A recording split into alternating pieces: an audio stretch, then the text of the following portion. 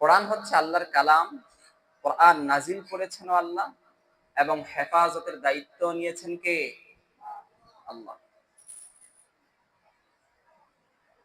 কোরআনের পূর্বে এবং আমাদের নবীজির পূর্বে আল্লাহ তাআলা অনেক রাসূল পাঠিয়েছেন পৃথিবীতে এবং অনেক রাসূলের উপর অনেক কিতাবও নাজিল হয়েছে,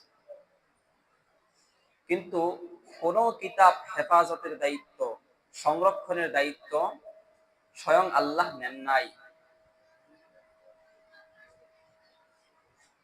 এর কারণ হচ্ছে পূর্ববর্তী যত নবী এসেছে, যত আসমানি কিতাব নাজিল হয়েছে, সেগুলো হয়তো নির্দিষ্ট কোনো জাতির উপর নাজিল হয়েছে, অথবা সেগুলো নির্দিষ্ট কোনো জাতির জন্য ছিল, নির্দিষ্ট কোনো এলাকার জন্য ছিল।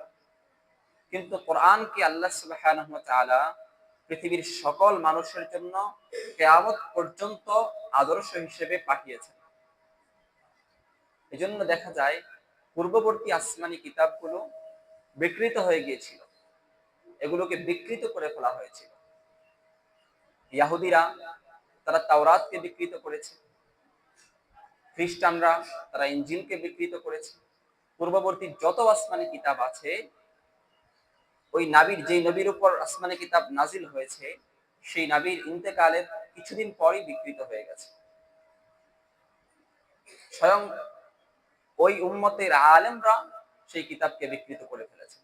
আল্লাহ তাআলা কোরআনে বলেছেন, মিনাল্লাযীনা হাদু ইউহাররিফুনাল কালিমা আন মাওয়াদিহি। ইহুদিদের মধ্যে এমন অনেক ব্যক্তি আছে যারা আল্লাহর কিতাবকে, অর্থাৎ তাওরাতকে তারা বিকৃত করে। তারা তাওরাতের ভুল ব্যাখ্যা মানুষের সামনে উপস্থাপন করে। পূর্ববর্তী আসমানি কিতাব কিভাবে বিকৃত হতো,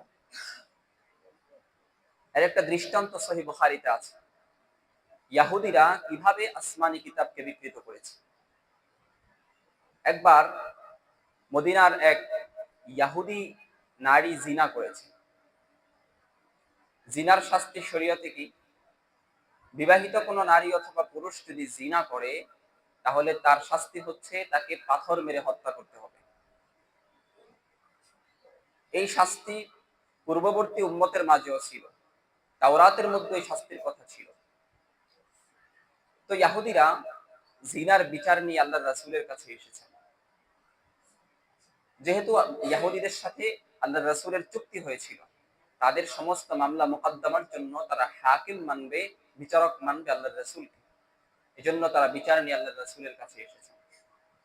আল্লাহর রাসূল তাদেরকে জিজ্ঞেস করলেন, তোমাদের আসমানি কিতাব তাওরাতের মধ্যে জিনার শাস্তি কি? তখন তারা বলল যে আমাদের আসমানি কিতাবে জিনার শাস্তি হচ্ছে তাকে অপমানিত করা এবং তাকে বেত্রাঘাত করা।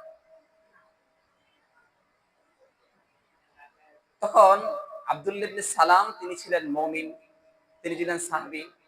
আগে তিনি ছিলেন ইহুদিদের অনেক বড় একজন আলেম, এজন্য ইহুদিদের কিতাব সম্পর্কে ওনার গভীর জ্ঞান ছিল। তিনি বললেন, ইয়া রাসূলুল্লাহ, ইহুদিরা মিথ্যা বলছে, তাদেরকে তাওরাত আনতে বলুন এবং জিনার যে শাস্তি, সেই শাস্তির আয়াত তাদেরকে পড়তে বলুন। তখন ইহুদিরা তাওরাত কিতাব নিয়ে আসলো, নিয়ে এসে আল্লাহর রাসূলের সামনে পড়া শুরু করলো। কিন্তু বেত্রাঘাতের শাস্তির কথা যেখানে এসেছে, সেই অংশটা তারা হাত দিয়ে এভাবে ঢেকে রেখেছিল। আব্দুল্লাহ ইবনে সালাম বললেন, ইয়া রাসূলুল্লাহ, তাদের হাত সরিয়ে হাতের নিচে কি লেখা আছে সেটা পড়তে বলুন। যখন তারা হাত উঠিয়ে হাতের নিচের আয়াত তেলাওয়াত করলো, তখন দেখা গেল তাওরাতের মধ্যেও জিনার শাস্তির কথা আছে, সেটা হচ্ছে তাকে পাথর মেরে হত্যা করা।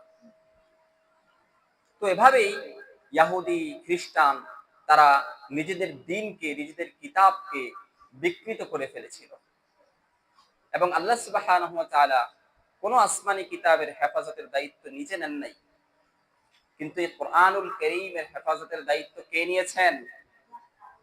আল্লাহ নিয়েছেন।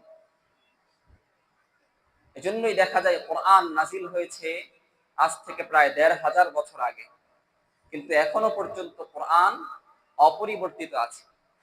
কোরআনের একটা হরফ, একটা নুক্তাও কেউ পরিবর্তন করতে পারেনি এবং কিয়ামত পর্যন্ত কেউ পারবেও না।